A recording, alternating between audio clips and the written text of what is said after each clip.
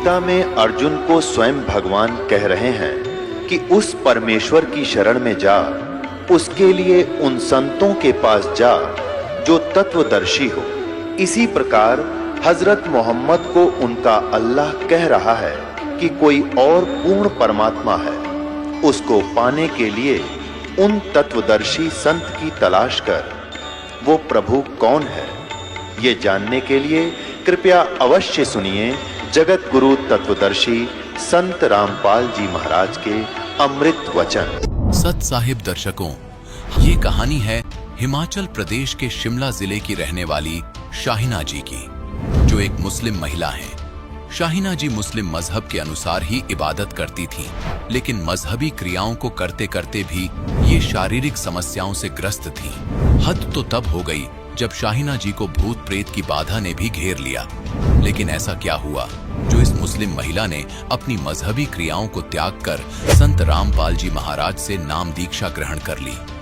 आज क्यों शाहिना जी चीख चीख कर दुनिया को ये बता रही हैं कि असली मुसलमान तो मैं अब बनी हूँ? आइए सुनते हैं शाहिना जी की कहानी उन्हीं की जुबानी। जी नमस्कार। नमस्कार। क्या नाम है आपका? शाहिना गर्ग। शाहिना जी कहाँ से आए हो आप? डिस्ट्रिक्ट शिमला, हिमाचल प्रदेश। क्या करते हैं आप? मैं ग्रेजुएट हूँ, अब पढ़ाई कर रही हूँ, आगे एमए कर रही हूँ। संत रामपाल जी महाराज से नाम दीक्षा लेने से पहले आप क्या भक्ति साधना करते थे? जैसे रोजे रखना, नमाज पढ़ना, उस तरह से करती थी। तो मतलब मुझे परमात्मा की खोज थी कि परमात्मा कौन है, तो मैं उसी तरह से साधना करती, लेकिन मुझे कोई लाभ नहीं होता था उससे। मतलब उल्टा और दिक्कतें परेशानियां रहती थी। किस प्रकार की समस्या थी आपको?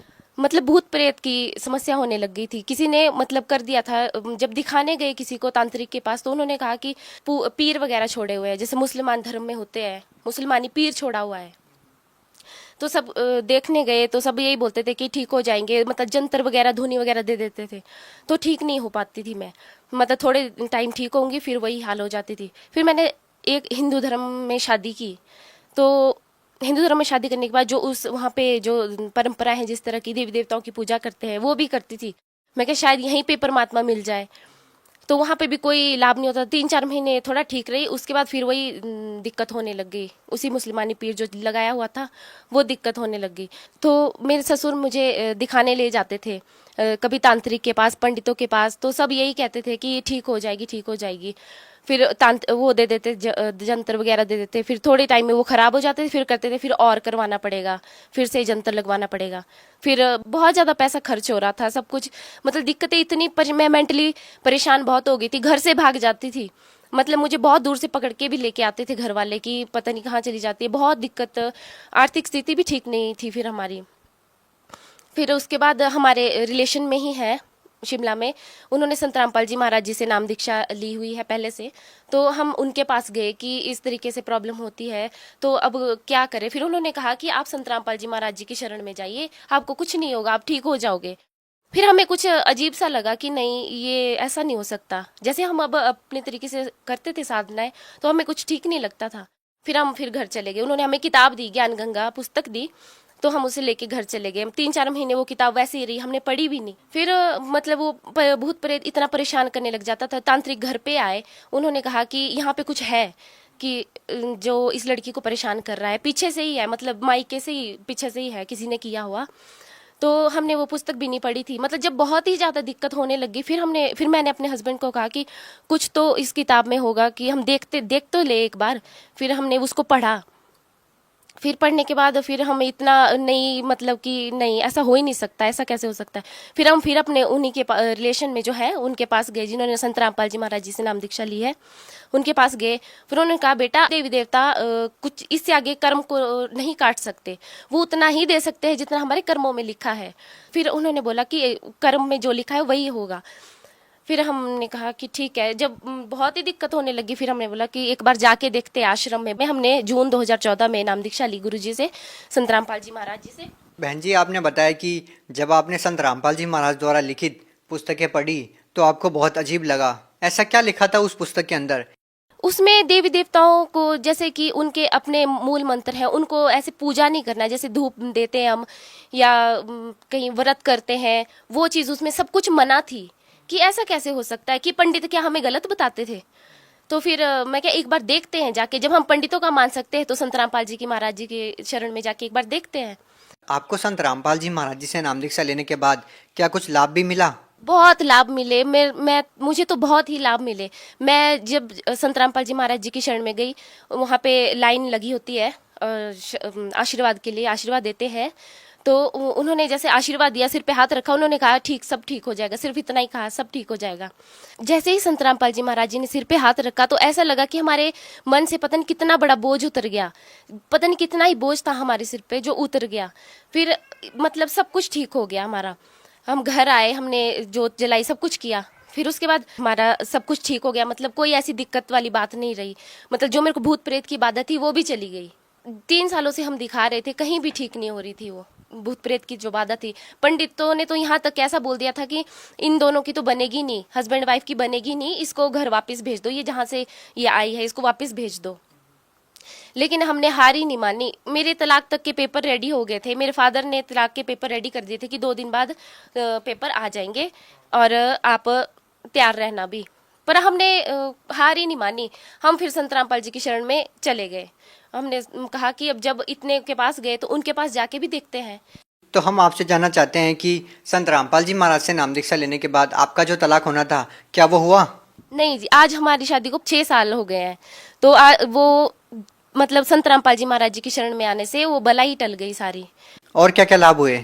और हमारी आर्थिक स्थिति ठीक हो गई। मेरे हस्बैंड की जॉब नहीं होती थी, उनकी जॉब पहले पानीपत में लगी, कॉन्ट्रैक्ट पे लगे थे, 2-2.5 साल तक रहे। आज वो परमानेंट जॉब पे करनाल में लगे हैं।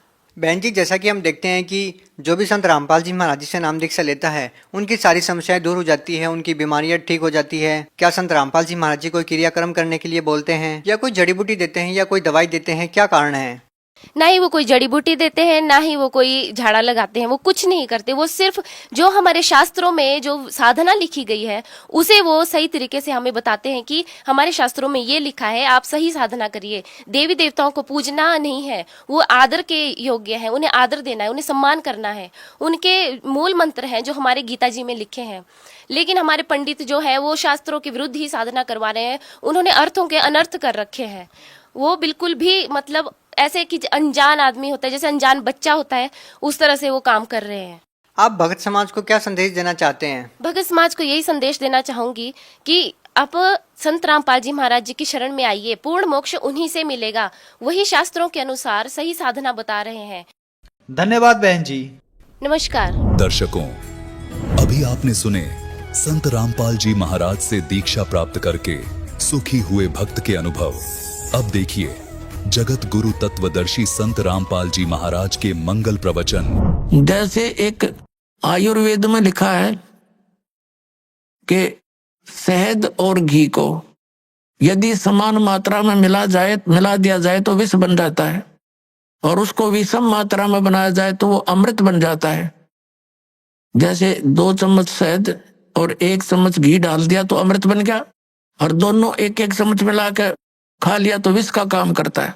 तो इसी प्रकार वेद को पता होता है कौन सी औषधि किस प्रकार मिलाने से ये गुण युक्त होती है। तो ये दास इस अध्यात्म मार्ग का वेद है। आप एक सिंपल समझो विद्यार्थी हो, आप जन्म मरण रोग के रोगी हो, ये दास वो वेद है जिसको कंप्लीट कोर्स याद है इस जन्म मृत्यु के रोग के नाश करने का। और आज तक या तो भगवान को ज्ञान था, या परमात्मा जिन महापुरुषों को मिले वो कौन कौन है। आदरणीय धर्मदास साहिब जी, आदरणीय नानक साहिब जी, आदरणीय मलुकदास साहिब जी, आदरणीय दादू साहिब जी, आदरणीय गरीबदास साहिब जी, गांव छुडानी, जिला जज्जर, हरियाणा वाले, आदरणीय गीसा दास साहिब जी, गांव खेकड़ा, जिला मेरठ, उत्तर प्रदेश वाले। इन महापुरुषों की तो दास को जानकारी है कि इनको मालिक आकर मिले हैं, इनसे संपर्क साधा है और इनको वही ज्ञान दिया जो दास को दे रखा है। लेकिन इनको एक प्रार्थना की थी भगवान ने कि तुम इन मंत्रों का जाप कीजिए, लेकिन आगे जो सतनाम और सारनाम है ये अभी सार्वजनिक नहीं करना। लेकिन वो महात्मा प्रथम मंत्र का जाप देते थे, लेकिन बीच बीच के 5 नाम ही देते थे, जो आपको 7 मंत्र अब बना कर दिए जाते हैं।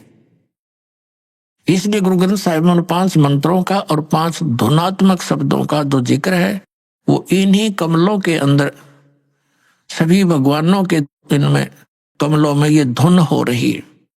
जैसे आप देखोगे राष्ट्रपति भवन में भी एक धुन चलती रहती है, और गवर्नर भवन में भी एक धुन चलती रहती है, कंटिन्यू चलती रहती है। अब तो ऑटोमेटिकली इंस्ट्रूमेंट बन गए। पहले विशेष ड्यूटी लगाई जाती थी नौकरों की, वो उनके वहां एक विशेष प्रकार की राष्ट्रीय धुन का हमेशा चालू रखते थे।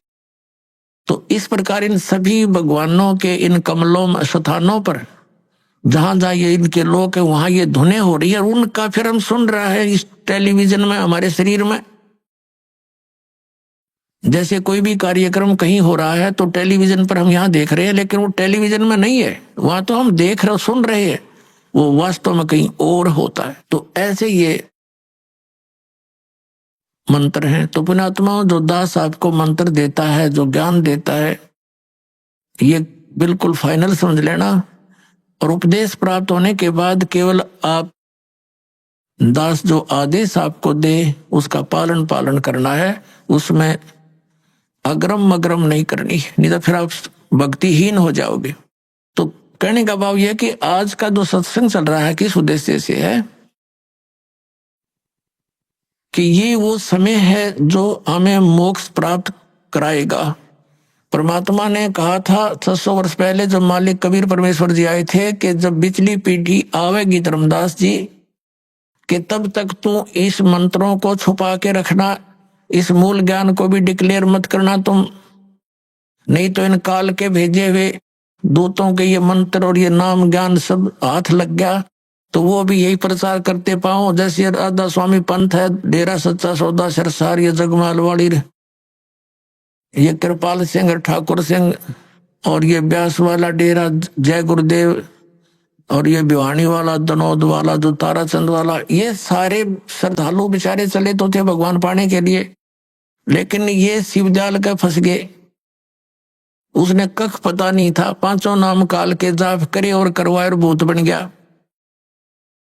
और काल प्रेरणा से भोली भाली श्रद्धालु सारे ब्लाइंड फेथ करके, क्योंकि श्रद्धालु का स्वाभाविक गुण होता है वो अपने गुरुदेव पर ब्लाइंड फेथ करता है, और इसी से सफलता मिलनी थी, लेकिन उसका दुरुपयोग हो गया। किक्कर के पौधे को आम का पौधा जान कर बो लिया और उसकी सिंचाई कर रहे हैं आम प्राप्ति का उद्देश्य रखकर। ये इनकी महाभूल है। 5 नाम काल के मोक्ष की प्रतीक्षा, देख कैसी भूल लगी है इनके। तो पुण्यात्माओं, दास का प्रयत्न ये ना समझना कि मैंने आपसे कुछ धन संग्रहित करना है ना। दास 2 रोटी खा रहा था, नौकरी थी सरकारी, जेई की पोस्ट पर विराजमान था, 2 रोटी का गुजारा बहुत ठीक चल रहा था। लेकिन जब से दास को ये पता चला, जब तक नाम देने का आदेश नहीं था तब भी दास घर घर जा जाकर समझाया करता था, गुरुजी से ला करके नाम दिलाया करता था। और फिर उन्होंने दास पर यह भार सौंप दिया, आशीर्वाद दे दिया कि बेटा तुम नाम दिया कर। तो उस दिन के बाद फिर और ज्यादा जिम्मेवारी बढ़ गई, इस तत्व ज्ञान को फैलाऊं। विरोध का भी रिकॉर्ड तोड़ दिया, काल ने क्रोथा कांड करवा दिया, इसी कारण से अत्याचार करवा दिया हमारे ऊपर, लेकिन समर्थ साथ था, कुछ बिगाड़ नहीं पाए। पिछला इतिहास देख लो संतों भक्तों के साथ जिन्होंने जुल्म गुजारे, लेकिन वह सफल नहीं हो पाए, अंत में मुंह की खानी पड़ी।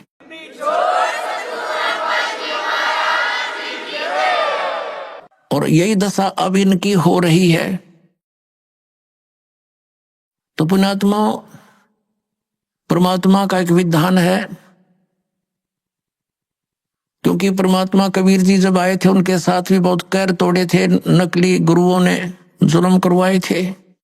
उबलते हुए सरसों के तेल के कढ़ाई में बैठा दिया भगवान को, लेकिन कुछ बिगाड़ नहीं पाए। घेरे कुएं में डालकर ऊपर से कंकर पत्थरों से भर दिया, परमात्मा बाहर बैठे पाए। कारण क्या था? वो यही ज्ञान दिया करता जो दास आज उन्हीं का दिया हुआ आपके रूबरू कर रहा है। आज आपको क्यों स्वीकार्य हो गया? क्योंकि आप शिक्षित हैं और प्रमाण आपके समक्ष है। ये इंस्ट्रूमेंट, ये इंटरनेट, ये प्रोजेक्टर, ये चैनल मालिक ने आपके लिए बनवाए ना।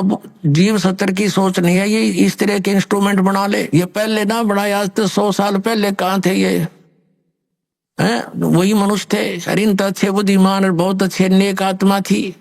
अब परमात्मा ने ये बुद्धि दी है ताकि मेरे बच्चे घर बैठे देख सके परमाणु को, और पहले शिक्षित किया आपको कि इन भ्रमित करने वाले काल के दूतों से तुम स्वयं सतर्क होकर के देखो इन सदग्रंथों को, ये क्या बता रहे हैं। इन्हीं की साक्षी लेकर के ये आपको इसके विपरीत ज्ञान दे रहे हैं। तो आज इसलिए हम सफल हुए कि आप शिक्षित हैं और साथ में भगवान का पंजा दास के साथ है। तो और उसके बिना ये कदम भी नहीं चल सकते हम इसे घोर कलयुग में। और आज हम कितने सफल हो रहे हैं क्योंकि हमारा ज्ञान सच्चा है, हमारा भगवान सच्चा है और हम सत्य के ऊपर संघर्ष कर रहे हैं।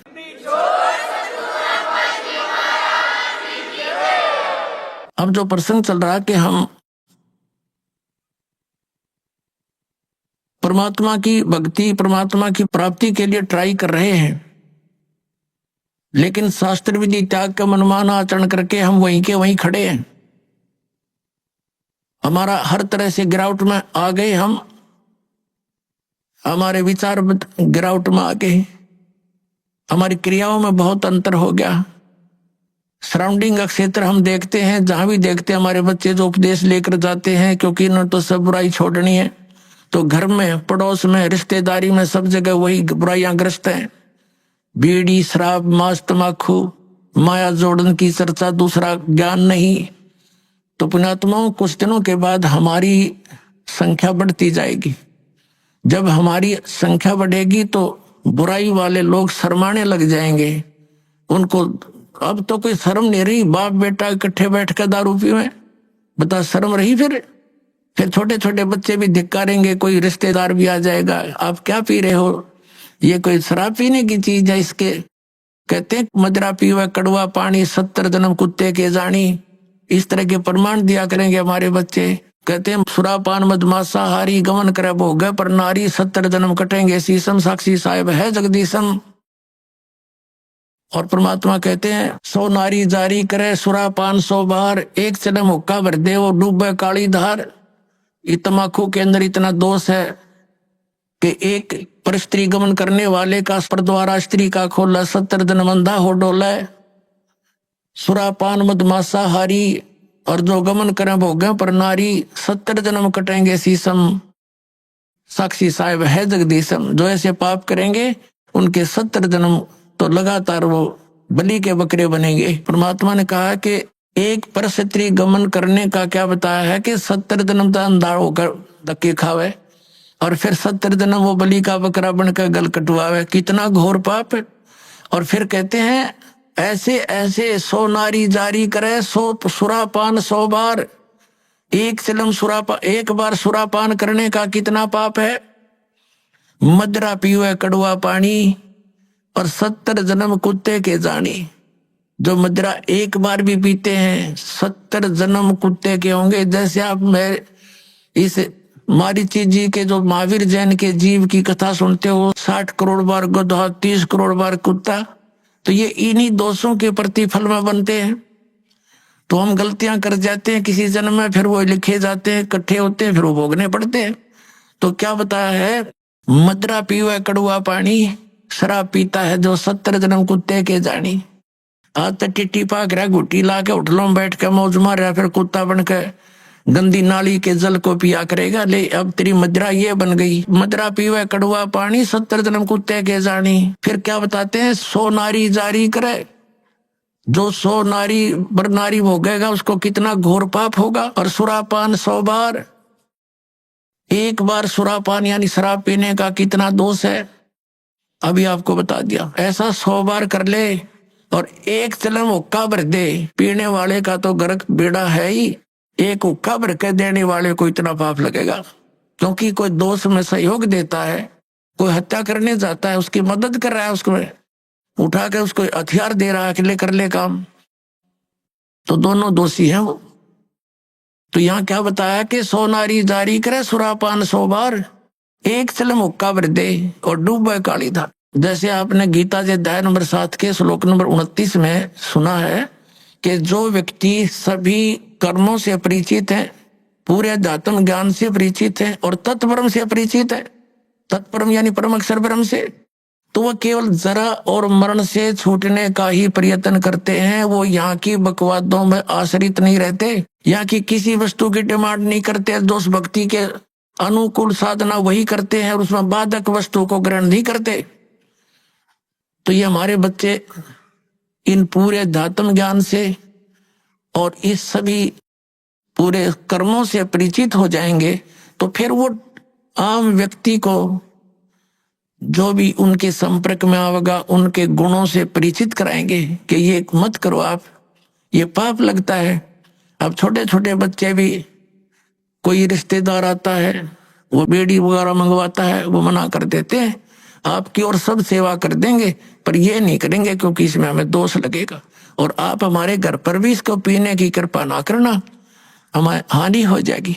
तो वो अपने आप शर्मिंदे होंगे। एक भक्त बता रहा था कि ऐसे हमारे घर पर हमारा एक बहनोई आ गया, उसने हमारे लड़कों पर, लड़के थे घर पे, और वो लगा निकाल के बीड़ी पीने, उनसे उन्होंने कहा जी आप फूफा जी बीड़ी ना पियो हमारे घर पे। तो उन बच्चे थे, उसने समझदार व्यक्ति था, उसने बंद कर दी और बाहर जाके पी आया। उसने सामने आकर उसे बताई मेरे से, वो कह रहा था, कहने लगे ये बालकों को क्या हो गया, मैं बीड़ी पीने लगा था ना, मना कर दिया। तो उन्होंने कहा ये हमने उपदेश ले रखा है ऐसे ऐसे, हम ना ये पीमर ना पीने दें, ना हम आपकी मदद करेंगे और आपकी सारी सेवा करेंगे हम, लेकिन ये अब हम नहीं, आपको सहयोग भी नहीं देंगे। तो रिश्तेदार उसी का नाम होता है जो अनुकूल हो जाना, तो दुश्मन है वो आपका। तो उन्होंने बोला जी कोई बात ना, अगर आपकी ये बात है तो मैं आप आज के बाद आपके घर में बीड़ी ना लाऊं और ना पीऊं। तो वो दूसरा भाई था, वो नाम नहीं ले रहा, वहां अपना जाकर जो उसने पीना खाना था कराया, बाकी आके सो गया हमारे पास, रोटी खा ली, कोई बात नहीं।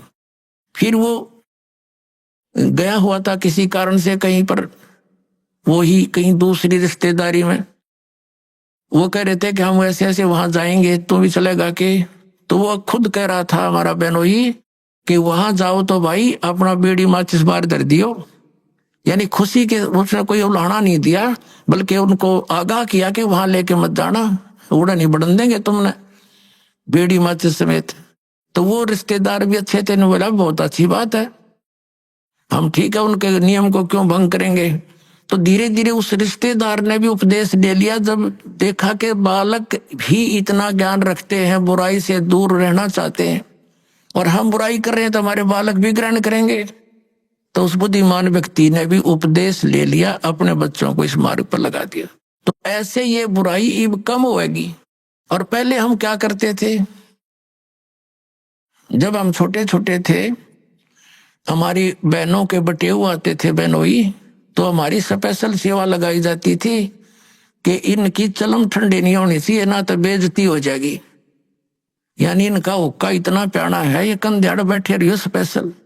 तो बताओ, एक तो उनको दूना नरक में ठोक्या करते, अरे वाह उनने कहा हाथ जोड़ कर ना जी, ना पीवा ना पीने दिहाड़, तो उनको भी विवश होना पड़ेगा सोचने से बुराई को छोड़ने के लिए। तम्बाकू शराब ये कोई खाने पीने की वस्तु है, बकवास लपेट ली चौगर देकर अपन आत्माओं। इस प्रकार अब ये पूरे विश्व में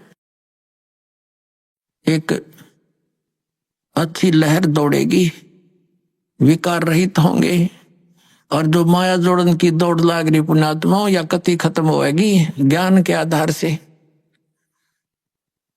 एक इंसान को जो भी मिलना है उसके प्रारब्ध में लिखा हुआ है, और वो तो उसको मिलेगा ही मिलेगा। और अब जो आप इस साधना को करोगे, जो दास आपको बताएगा, आपके भाग में ना होगा और आपको आवश्यकता होगी, वो फिर भगवान अवश्य अपने कोटे तो देगा आपको, ये सत्कर मानना। फिर आप किस लिए चोरी करोगे, मिलावट करोगे, और फिर पता चल जाएगा चोरी रिश्वत करने से तो विष खाना है। अपने घर पर रिश्वत लेकर मिलावट करके 2 नंबर का काम करके बच्चों को खिलाना, ये समझ लो उनको विष देने की जरूरत नहीं पड़ेगी आपने लास्ट में, ऐसी स्थिति हो जाएगी आपके परिवार की। हम क्यों फिर विष खाएं जब ज्ञान हो जाएगा ये विष है। तो अभी तक हमें कोई ये वादा करने वाला था ही नहीं कि तुम जो कर रहे गलत कर रहे हो, और कोई स्वयं भी उस पर रुकने वाला नहीं था। कह देता था तो खुद करता था। जैसे हमारे दादे परदादे पिताजी स्वयं हुक्का पीते थे और बच्चे साथ खड़े हो जाते, हुक्का का मुंह लगा देते, कहते थे मारूंगा तेरा, हट जा, बहुत बुरी चीज है इसको ना पीना, और खुद पीने लग रहे। तो बच्चे कब तक मानेंगे इस बात को? युवा होते हुए शुरू कर देते हैं, फिर उनको धमका भी नहीं सकते। तो ऐसे ही अभी तक जितने भी ये पंथ संत थे ये बुराइयां नहीं छुटवा सके, क्योंकि इनके पास वो वचन शक्ति नहीं थी, और ना उनके उनसे उपदेशी को कोई आध्यात्मिक या कोई भौतिक लाभ हुआ।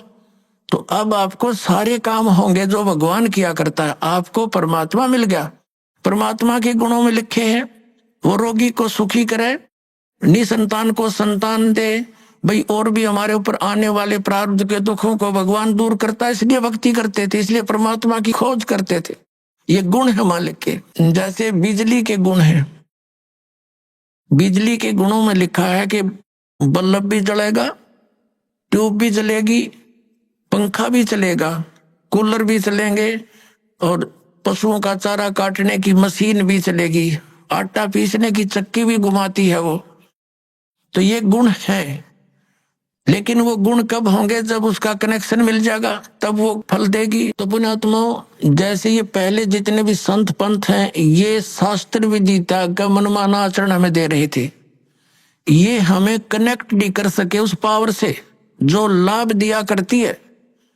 अब जैसे किसी ने एक कीकर का लठ गाड़ के उसका तार बांध के पावर हाउस बना रखा हो और आगे उसे सब कनेक्शन लिए बैठे हैं, तो उनके कनेक्शन भी लिए हुए हैं लेकिन वो गुण नहीं हो रहे हैं जो इलेक्ट्रिसिटी करा करती है, क्योंकि इलेक्ट्रिसिटी का कनेक्शन है नहीं, वो तो कनेक्शन उसकी करके लटका बांध रखा है।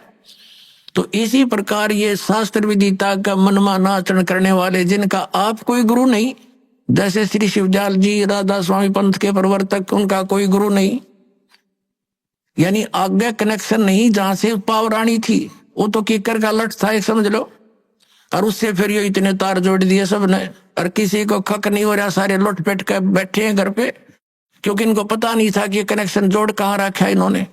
अब दास ने बताया इनको कि वो खुद भूत बना बैठा है, शिवदयाल जी राधा स्वामी पंथ का प्रवर्तक, तुम्हारी क्या यही दशा आपकी होगी जो उससे संबंधित रहेंगे, तो आपने त्यागना पड़ेगा उसको। और दास बताता हमारा कनेक्शन कहाँ से है। परमेश्वर कबीर देव जी जो जुलाहा धाणक कहलाते थे, ये पावर हाउस है, ये अनंत कोट ब्रह्मांड के स्वामी हैं, और वहीं से हमारा पावर जुड़ा हुआ है। आदरणीय गरीबदास साहिब जी सीधे कबीर साहिब से जुड़े हुए थे, उनके शिष्य हुए सीधे, परमात्मा ने आकर उनको सतलोक दिखा और वापस छोड़ा। उसके बाद गरीबदास जी के पास शीतल दास जी, और उसके बाद हमारे गुरु जी। हमारा कनेक्शन जुड़ा हुआ उस पावर हाउस से, कनेक्टेड तार है सारे, और वो पावर आपके पास पहुंच रही है। आप सबको लाभ होगा ना, कैसे हो, पावर का तो गुण है, वो लाभ देगी ही देगी आपको। तो इस प्रकार पुण्यात्माओं, आप जी अब सुखी भी होगे, बुराइयों से भी बचोगे, क्योंकि आपको ज्ञान हो जाएगा। परमात्मा कहते हैं जब तक बच्चा अबोध रहता है, एक छोटे से बालक ने क्या देखा, पिताजी दारू शराब पीता था, दादाजी भी घुट्टी लगाता था, वो एक पशुओं का भूस भर रखा था तूड़ा एक कोठे में, दादाजी दूसरे स्थान पर शराब की बोतल पी के बाकी बची उसमें छुपा देता था, और पिताजी दूसरी साइड में छुपा देता था। बच्चे देखा करते थे। एक दिन उस बच्चे ने सोचा पिताजी पीवा दादा पीवा तो बढ़िया चीज होगी, तू भी पी ले।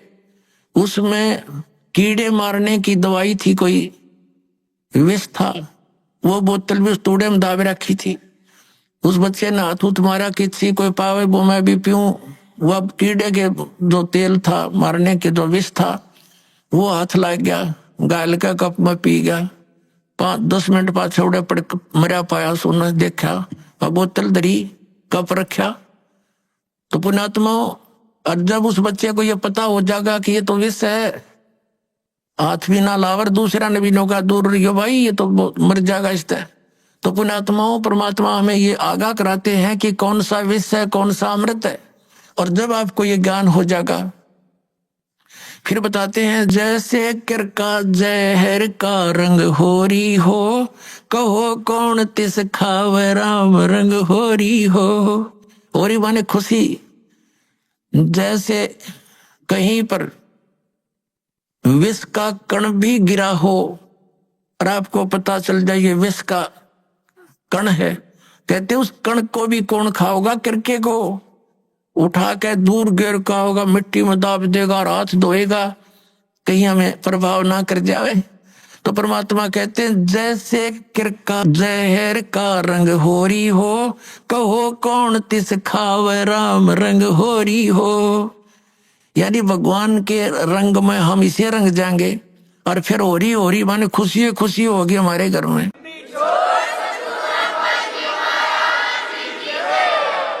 इस प्रकार हम इन बुराइयों से बचेंगे और फिर सपने में भी नहीं कर सकते। सत्कर मान लियो पुण्यात्मा, आपके आसपास भी कोई किसी का धन पड़ा होगा, विष दिखाई देगा और कोशिश करोगे उसको उठा करके भाई किसका है, कहाँ पर है, आप या उठाओगे ही नहीं। और चोरी तो बहुत दूर की बात, मिलावट करना, रिश्वत लेना, किस लिए लेते हैं हम रिश्वत, किस लिए लेते हैं हम ये 2 नंबर का काम किस लिए करते हैं। बड़ी कोठी हो, फिर दो बेटियां, उनकी शादी करनी, उसमें कई लाखों रुपए का दहेज देना है, यही 2 कारण है हमारी ये। और बड़ी कार हो, ये 3 कारण है जो हमें इस सब बुराइयों की तरफ खींच रहे हैं। तो हमने अपने बुद्धिमत्ता के साथ और तत्व ज्ञान के आधार से इनको बिल्कुल कम करना है। अब लड़कियों को कैर बना रखा हमने, 2 बेटी होगी सारा कुनबा रोने लग जाता है, क्या होगा, क्यों, क्योंकि उनके ब्याह पर खर्चा गणा करने लगे हम। ये समाज में बकवाद भर दी इन पिक्चरों ने।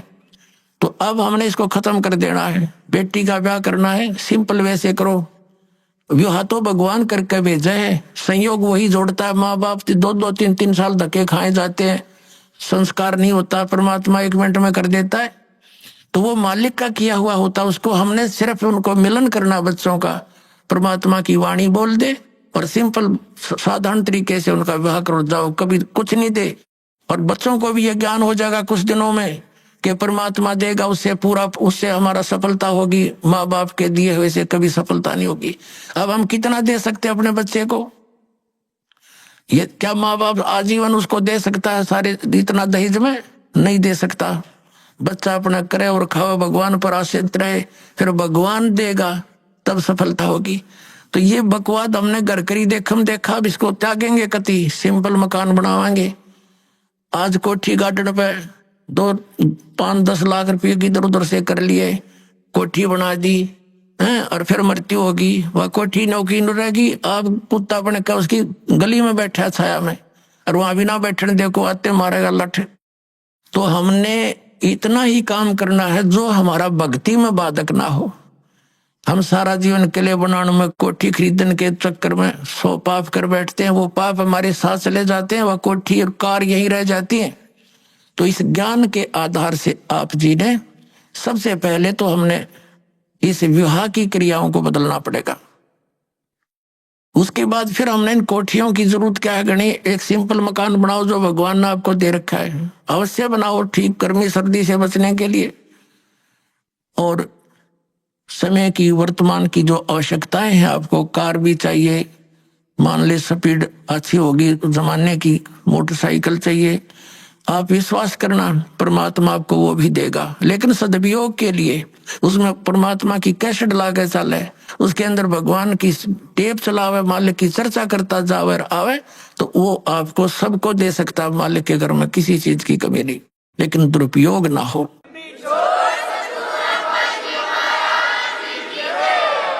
और हमेशा परमात्मा देगा, उसी में सफलता प्राप्त होती है।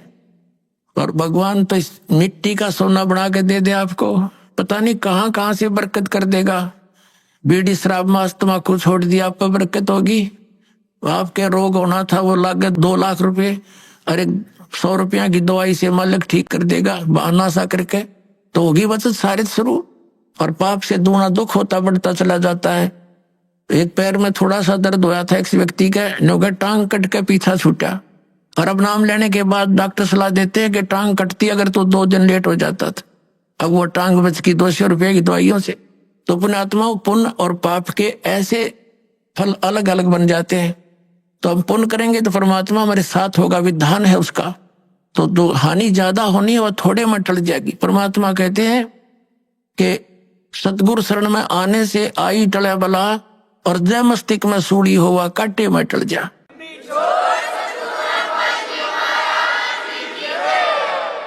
यदि हमारे प्रारब्ध के अंदर मृत्यु होनी हो तो परमात्मा कहते हैं कांटा लग जाने से उसको इतने में ही आपके उस पाप को वो परमात्मा कैंसिल करवा देगा। तो इसलिए भगवान की खोज हम किया करते थे। तो पुणात्मा, हमारे जो अध्यात्म गुरु थे वो तत्व ज्ञानहीन और हमारे सदग्रंथों से अपरिचित थे। पवित्र हिंदू धर्म से पहले कोई मजहब नहीं था। जो कोई भक्ति या तो करता नहीं था, करता था तो वेदों अनुसार ही करता था। पवित्र हिंदू धर्म का उत्थान आदि शंकराचार्य जी से माना जाता है। आज से 2520 वर्ष पूर्व उनका जन्म हुआ, यानी ईसा जी से 508 वर्ष पूर्व। उसके बाद ही ईसाई धर्म का उत्थान हुआ। ईसा जी का जन्म आज से 2012 वर्ष पहले हुआ, और उस ईसाई धर्म के बाद ही मुसलमान धर्म का उत्थान हुआ। लगभग 1400 वर्ष उसको हुए हैं। अब हमारा जन्म पवित्र हिंदू धर्म में हुआ। हिंदू धर्म के जो सदग्रंथ माने जाते हैं, पवित्र चारों वेद, पवित्र श्रीमद् भगवत गीता, पवित्र पुराण, और हमारे जो आचार्य शंकराचार्य और ये मंडलेश्वर जो हिंदू धर्म के गुरुजन ये कहते थे कि हम पुराणों, वेदों और गीता अनुसार तुम्हें ज्ञान दे रहे हैं, और इनको कख भी पता नहीं था पुराणों, वेदों और गीता जी का। अब आपको थोड़ा सा ज्ञान देते हैं कि श्रीमद् भगवत गीता जी का ज्ञान किसने बोला। अपुण्यात्माओं, इसको तत्व ज्ञान कहते हैं। अब ये ज्ञान तो सबने पता है, किसी से पूछ लो तुरंत उत्तर दे देता है कि श्रीमद् भगवत गीता का ज्ञान किसने बोला? श्री कृष्ण जी ने बोला। पुण्यात्माओं, यदि इस इतना ही कहने से बात बन जाती तो फिर गुरुओं की आवश्यकता क्या थी इन सदग्रंथों को समझने की? श्रीमद् भगवत गीता के अंदर श्री कृष्ण जी का तो रोल ही नहीं कहीं पर भी। पुण्यात्माओं, ये वचन सुनोगे तो उठपटांग लगेगी आपने, क्योंकि आप जी ने ऐसे गुरु मिले जिन आज तक यो ज्ञान निर्णय करके बताया ही नहीं। जब तक हम सृष्टि रचना से परिचित नहीं होते तब तक हम इस पॉइंट को नहीं समझ सकते जो दास अब क्लियर करने जा रहा है। सृष्टि रचना के विषय में स्वयं परमेश्वर ने आके बताया है कबीर साहब ने। यहां सृष्टि रचना तो नहीं सुनाऊंगा, लेकिन थोड़ा सा हिंट सदग्रंथों का दे करके और श्रीमद् भगवत गीता का ज्ञान किसने दिया वो बताएंगे। श्रीमद् भगवत गीता अध्याय नंबर 15 के श्लोक नंबर 16 और 17 में 3 पुरुष हैं, एक सर पुरुष, एक अक्षर पुरुष, एक परम अक्षर पुरुष है। 17वें श्लोक में जो कहा है कि उत्तम पुरुषत्व ने वो परम अक्षर पुरुष है, उसके विषय में गीता जी अध्याय नंबर 8 के श्लोक नंबर 1 में अर्जुन ने पूछा कि आपने जो 7वें अध्याय के 29वें श्लोक में जिस तत्ब्रह्म के विषय में जानकारी दी है कि उसको जानकर फिर प्राणी केवल जरा और मरण से ही छूटने का प्रयत्न करता है, तो किम तत्ब्रह्म 8वें अध्याय के गीता जी के प्रथम श्लोक में प्रश्न किया अर्जुन ने। गीता ज्ञानदाता ने 8वें अध्याय के 3रे श्लोक में उत्तर दिया कि वो परम अक्षर ब्रह्म है। तो पुण्यात्माओं, ये सरपुरुष कौन है? ये स्वयं ब्रह्म है, ये काल है, ये गीता ज्ञान बोल रहा है।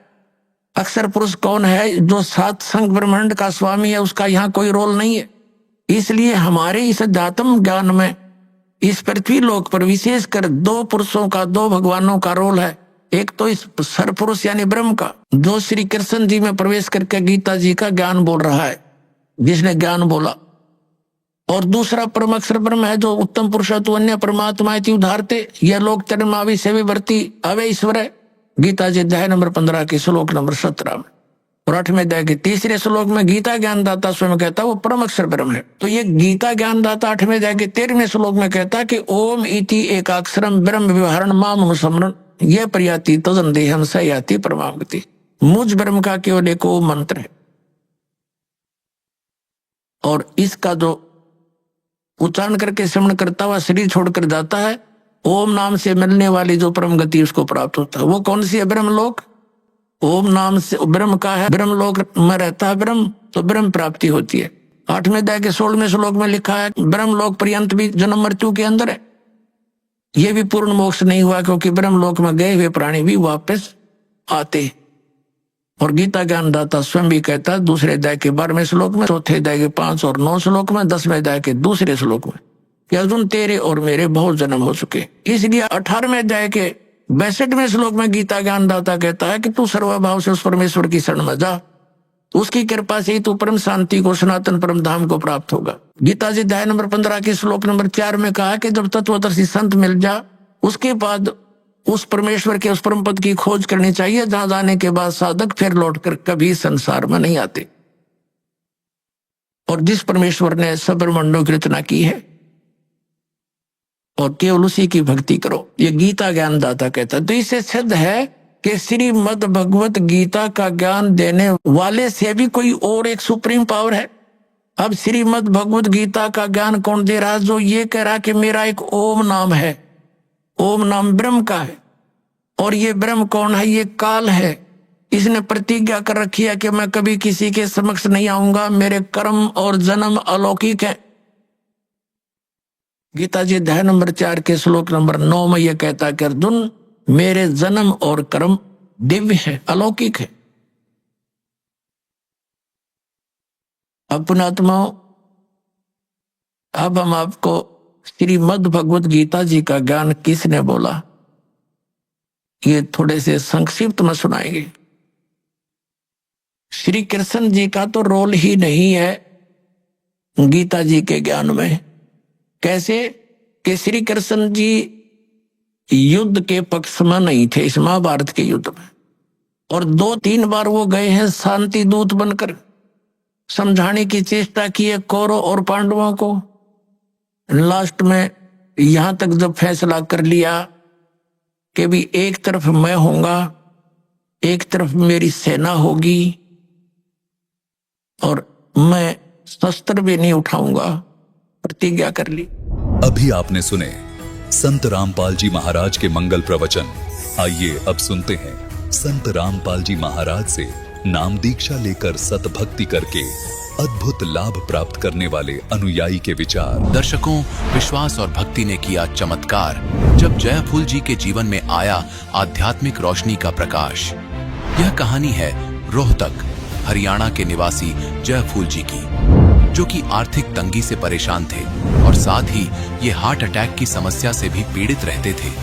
इनकी बीवी को किडनी का ऑपरेशन कराने के बाद टांके पकने से डॉक्टरों ने कैंसर बताकर उन्हें घर जाने को कह दिया था। लेकिन जयफूल जी की जिंदगी में तब एक नया मोड़ आया जब इनके घर पहुंची संत रामपाल जी महाराज जी की एक शिष्या, जो जयफूल जी को संत रामपाल जी महाराज जी के सतलोक आश्रम में लेकर गई, इस विश्वास से कि संत रामपाल जी महाराज की शरण में जाने से असाध्य रोग भी ठीक हो जाते हैं। इन्होंने संत रामपाल जी महाराज से नाम दीक्षा ली और इनके बताए सत्य मार्ग पर चलना शुरू किया। संत रामपाल जी महाराज जी के केवल आशीर्वाद मात्र से जयफूल जी की हार्ट अटैक की समस्या खत्म हो गई और इनकी बीवी 10 दिन के भीतर ठीक हो गई। इनका यह चमत्कार देखकर डॉक्टर ने भी संत रामपाल जी महाराज की शरण ग्रहण की और आज जयफूल जी एक स्वस्थ और खुशहाल जीवन जी रहे हैं। दर्शकों, अब आइए सुनते हैं जयफूल जी के जीवन परिवर्तन की कहानी उनकी अपनी जुबानी। नमस्कार सर। सत साहेब। सर आपका क्या नाम है? जयफूल दास खटक। जयफूल जी आप कहाँ से आए हैं? रोहतक से। सर संत रामपाल जी महाराज जी से आपने नाम दीक्षा कब ली? 2005 में, फर्स्ट में। संत रामपाल जी महाराज जी से नाम दीक्षा लेने से पहले सर आप क्या भक्ति साधना करते थे? सारी भक्ति करते थे, जो भी कोई भी हमें बहका देता था वही भक्ति करते थे। शेरा वाली की पूजा करते थे, विष्णु देवी की भी करते थे और हम ये माता पूजते हैं घर में, जो भी बता देता था वो ही करते थे। हम पाथरी भी जाते थे, मुरथुड़ भी जाते थे, वहाँ जाके माथा टेकते थे और जैसे भी अपने घर आ जाते थे। सर आपने बताया कि आप बहुत सारी साधनाएं करते थे देवी देवताओं की, आप तीर्थ व्रत करने भी जाते थे, तो सर ये सर भक्ति साधना करने से आपको क्या लाभ प्राप्त हुए? हमें जी कुछ भी लाभ नहीं हुआ, दोनों परेशान होते चले गए। इतनी परेशानी आ गई कि हम ये बताएं, हमारी आर्थिक स्थिति, 2 बच्चे थे, बिल्कुल डैमेज हो गई कति बिल्कुल ही। और उसके बाद हमारी घरवाली बीमार हो गई। बीमारी के कारण मेडिकल चले गए पीजीआई रोहतक में। रोहतक में 2-3 साल लग गए। छोटे छोटे बच्चे थे, न तो माँ बाप न भाई बंद कोई भी नहीं हमारे पास जाता था। हम बड़े दुखी हो गए। उसका ऑपरेशन हुआ किडनी का और उसमें से पथरी निकाली थी। उसका जख्म नहीं भर रहा था, पेट के अंदर काटी हुई थी और उसके टाके भरे हुए थे, वो खुल गए थे। वो कहीं भी डॉक्टरों से सभी ने हमारे को ये कह दिया था अपने घर ले जाओ भाई, ठीक होएगी नहीं है, अब इसको कैंसर हो गया है। आपने बताया कि आप बहुत ज़्यादा परेशान थे क्योंकि आपकी पत्नी को कैंसर हो गया था। फिर आप संत रामपाल जी महाराज जी के शरण में कैसे आए? देखो जी, संत रामपाल जी महाराज का हमें कोई पता नहीं था। रात के 12 बजे एक बहन ने नाम ले रखा था, वह बहन हमारे घर पर आई। उसने बोला भैया तुम हमारे आश्रम चलोगे? मैं बोला बहन जी हम दोनों जीते रहे तो सुबह हम आपके साथ चलेंगे। लेकिन उस बहन ने बोला भैया ऐसा नहीं होगा, हमारे गुरुजी आपको ठीक कर देंगे, संत रामपाल जी महाराज, आप उनकी शरण में चलिए। मैं बोला बहन जी हमारे पास तो किराया भी नहीं है। नु बोली भैया आपको हम अपने आप ही किराया भर के ले चलेंगे आपको। मैं कहा ठीक है बहन जी। हम दोनों, मेरी पत्नी और मैं, उनके साथ चले गए। आश्रम का पता भी नहीं था हमें, गुरुजी का भी नहीं पता था। जो गेट पर भाई थे वो बोले भाई ये ऐसे ऐसे ये नियम है, नशा नहीं करना है। हम बोले भैया हम नशा तो कभी भी करते नहीं पहले भी, लेकिन हम बहुत दुखी हैं, हमारी बीवी ख़त्म होने पे है और उस चिंता में मेरे को अटैक हो गया था। मैं भी उसी बीमारी में दुखी था, छाती में बहुत दर्द रहता था, सांस भी नहीं लेने में मुझे दिक्कत थी। तो हम गुरुजी के पास गए। गुरुजी ऐसे बैठे थे, हमें नहीं पता था कि ये परमात्मा हो सकते हैं। हमें तो एक दर्द कटवाने के लिए गए थे, भाई हमारे आराम हो जाएगा। संत रामपाल जी महाराज जी ने हमारे को नाम दीक्षा दी और गुरुजी ने हम अपने पास बुलाया। एक चरण के पास मैं बैठ गया, एक चरण के पास मेरी पत्नी बैठ गई। और गुरुजी ने, हमें पता भी नहीं था गुरुजी कहना है, लेकिन परमात्मा ने सिर पे हाथ रख के दोनों के, परमात्मा ने ये बोला बेटा तुम ठीक हो जाओगे। उसी टाइम परमात्मा ने, संत रामपाल जी महाराज ने हमारे को आशीर्वाद दिया और हम आशीर्वाद लेके चले। एकदम से तुरंत मेरे ये जो छाती का दर्द था, अटैक था, एकदम से बिल्कुल सेट हो गया और मैं खड़ा हो गया। और हमारी पत्नी जी 10 दिन में ही ये बगैर दवाई खाए जख्म भर गए और गुरुजी ने हमारे को जीवन दान दे दिया। उस समय हमें पता चला, जब हम ठीक हो गए 10 ही दिन में, तो हमें ये पता चला कि ये संत रामपाल जी महाराज परमात्मा हैं, ये समर्थ परमात्मा हैं।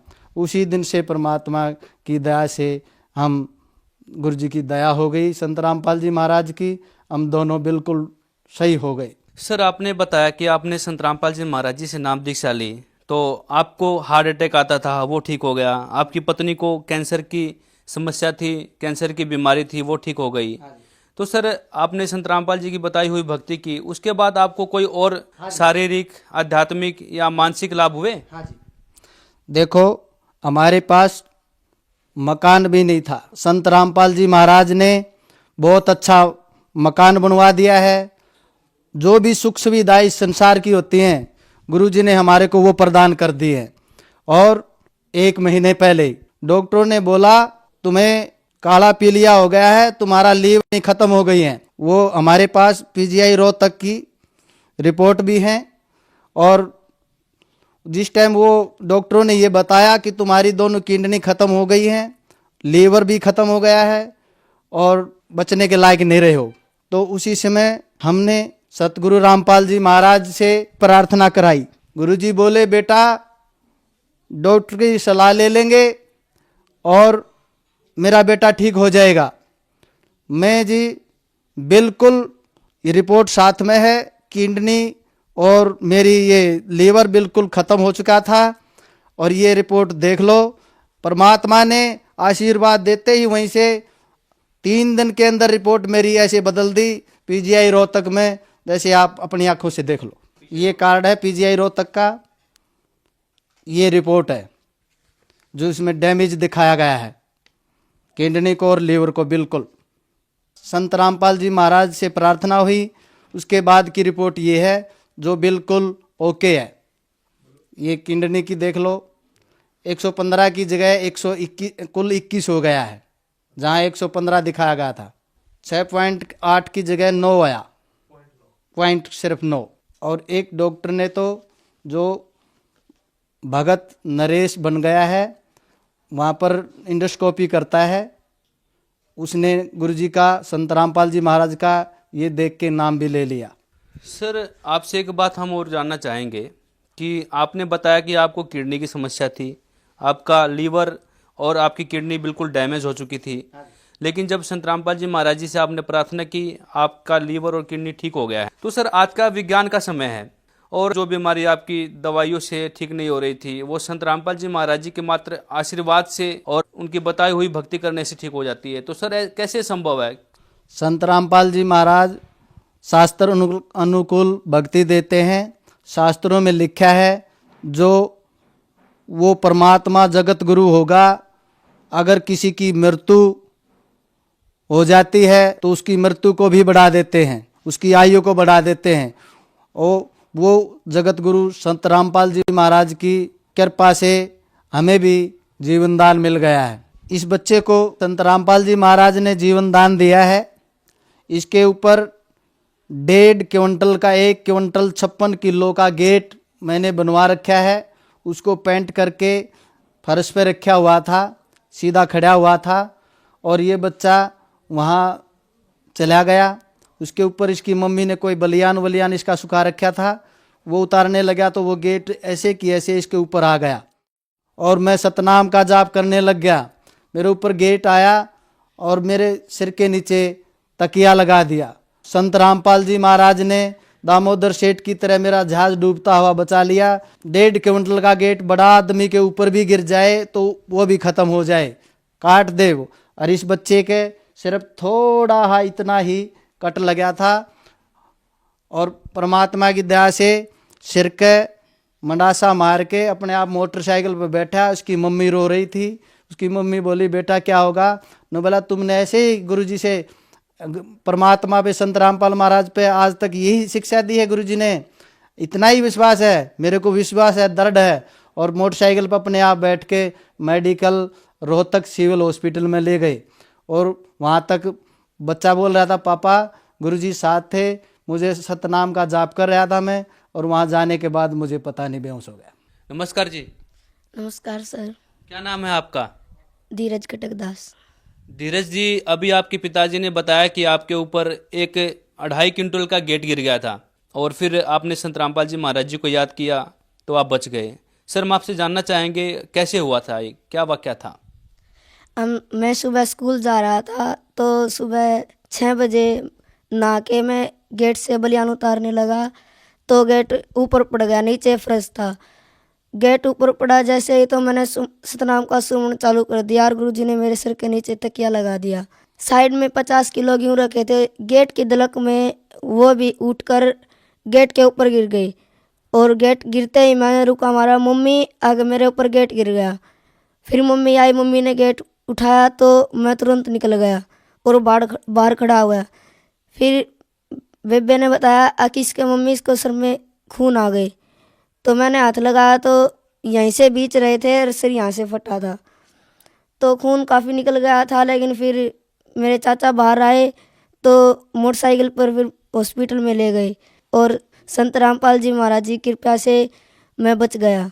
हाँ तो सर जी, ये मेरी पत्नी है जिसके कैंसर बताई थी डॉक्टर ने, यहाँ से लेकर यहाँ तक खोल रखी थी।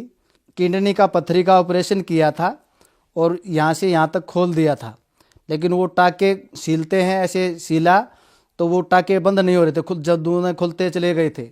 इससे उन टाकों में पस बन के कैंसर हो गया था। और गुरुजी ने आशीर्वाद से ही, परमात्मा संत रामपाल जी महाराज ने, बिल्कुल कोई दवाई नहीं ली, आशीर्वाद से ही बिल्कुल स्वस्थ है। नमस्कार जी। सच्चाई भाई जी। बहन जी, आपका क्या नाम है? पूजा जी। आप कहाँ से आए हैं? रोहतक से आए जी। बहन जी, अभी आपके पति ने बताया कि आपके पेट में पथरी बन गई थी और डॉक्टरों ने उसे कैंसर डिक्लेयर कर दिया था। तो संत रामपाल जी महाराज जी के शरण में जब आए, नाम दीक्षा ली, तो आपको कुछ राहत मिली? मेरे जो पति बता रहे वो सच बता रहे, वो सच्चाई है। वो हमारे मैं का जो बता रहे हैं वो सच्चाई है, सब बीती हुई है। हम 5 साल तक पीजीआई मेडिकल में पड़े रहे थे। किसी माँ बाप भाई भाज किसी ने भी हमारा पता नहीं लिया था। एक संत रामपाल जी महाराज की ऐसी मेहर हुई है जो कि हम परमात्मा संत रामपाल जी महाराज ने हमारे को जीवन दान भी दिया है। आपने संत रामपाल जी महाराज जी से नाम दीक्षा कब ली? 2005 में ली थी जी। संत रामपाल जी महाराज से जुड़ने से पहले आप क्या भक्ति करते थे? हम इतनी सारी भक्ति करते करते, जैसे सोमवार का व्रत रखती थी, मंगलवार का, वीरवार का, सभी व्रत करती थी। हफ्ते में बहुत ज़्यादा व्रत करती थी। और इतनी भक्ति करते करते भी हमारे को कोई लाभ नहीं हो रहा था। लाभ की बजाय हमारे को कैंसर और हो गया था। आपने बताया कि आप बहुत सारी भक्ति करते थे, व्रत करते थे, फिर भी उसके बावजूद भी आपको कैंसर की बीमारी लग गई थी। लेकिन आज भी कुछ बहनें ऐसी हैं जो बहुत सारे ऐसे व्रत करती हैं, आप उन्हें क्या संदेश देना चाहेंगे? हम उनको यही संदेश देना चाहेंगे, बहन भक्ति करो तो संत रामपाल जी महाराज की करो, बाकी अपना व्रत पूजा में कुछ नहीं रखा है। ये जीवन अपना खराब हो रहा है। ये संत रामपाल जी महाराज आए, ये अपनी भक्ति मुक्ति भी करते हैं अपने बच्चों की, जो इनकी शरण में रहेगा उसको पूरा लाभ देते हैं परमात्मा। और जिसकी मृत्यु होती है उसको भगवान जीवन दान देते हैं। और हम सच्चाई बता रहे हैं। अगर आपका यकीन नहीं आता हो तो हम अपना दिखा देंगे। हम सारे कटे पड़े हैं। हम इतनी भक्ति करते थे तब भी हमारे को सुख नहीं हुआ था। संत रामपाल जी महाराज की शरण में आने के बाद सतगुरु रामपाल जी महाराज ने इतना सुख दिया है। पहले सुख तो मेरे जीवन का है, जो कि माँ आज आप लोगों के सामने खड़ी हूँ। हम बिल्कुल स्वस्थ हैं। और मेरा एक छोटा बेटा भी हुआ है। संत रामपाल जी महाराज की शरण में आने के बाद 9वां महीना मेरे को लगा था, तब भी मेरे को मेडिकल वालों ने जवाब दे दिया था, आपको जीना चाहो तो आप एडमिट हो पीजीआई में, और नहीं जीना चाहो तो आप घर पर रहना। हमने कहा हम पूर्ण संत की शरण में गए हुए हैं, तब हमारी कैंसर ठीक कर दी है भगवान जी ने, तो वो परमात्मा ही करेगा जो कुछ करेगा। हम मरे या जिए, लेकिन हम मेडिकल तक नहीं जाएंगे। और संत रामपाल जी महाराज से एक बार हमने जाने के बाद प्रार्थना ही की थी। गुरुजी ने बोला बेटा ठीक है, आप घर पर ही डिलीवरी होगी, आप बिल्कुल टेंशन नहीं लेना बेटा, आप भक्ति करो गुरुजी की। संत रामपाल जी महाराज ने बोला था कि आप कबीर परमात्मा की भक्ति करते हो बेटा, आपने किसी चीज़ की टेंशन नहीं है। हमने बोल दिया था ठीक है गुरुजी, आपकी जो आज्ञा परमात्मा हम मानेंगे। और मेरा बेटा हुआ था, 10 मिनट में ही उनकी डिलीवरी होली थी। और हमारे को दर्द पीड़ की बिल्कुल नहीं हो रहा था। हम बिल्कुल आज तक भी संत रामपाल जी महाराज की शरण में बिल्कुल स्वस्थ है। आज मेरा बेटा भी 11 साल का हो चुका है। और जी हम सबसे पहले तो हम हरियाणा वाला से हाथ जोड़कर प्रार्थना करते हैं, माता और बहनों और भाइयों, संत रामपाल जी महाराज कोई आम संत नहीं है, ये सतलोक के भगवान आए हुए हैं। और आप भी आओ, अपना परमात्मा से मुक्ति और लाभ लो भगवान से। जो परमात्मा सुख देते हैं ना, वो कहीं सुख नहीं मिलते हैं। और आप भी आओ और अपना कल्याण करवाओ। धन्यवाद जी। सत साहेब जी। सर, संत रामपाल जी महाराज जी से नाम दीक्षा कैसे ले सकते हैं? संत रामपाल जी महाराज से दीक्षा लेने के लिए बहुत से चैनलों पर संत रामपाल जी महाराज का सत्संग आता है। उसमें एक पट्टी चलती है, उसमें वो नंबर होते हैं, उन नंबरों से आप जानकारी ले सकते हैं, उन पे जाके अपना नामदान ले सकते हैं। बहुत बहुत धन्यवाद सर। सत साहिब।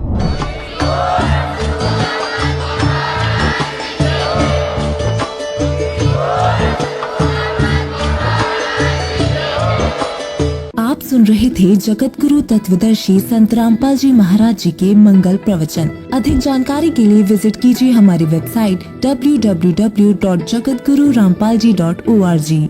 संत रामपाल जी महाराज जी के शुभ आशीर्वाद से पूरे विश्व भर में 500 से भी ज्यादा नाम दीक्षा केंद्र हैं, जिन पर संत रामपाल जी महाराज जी द्वारा ऑनलाइन निशुल्क नाम दीक्षा दी जा रही है। अपने नजदीकी नाम दीक्षा केंद्र का पता करने के लिए संपर्क करें 822288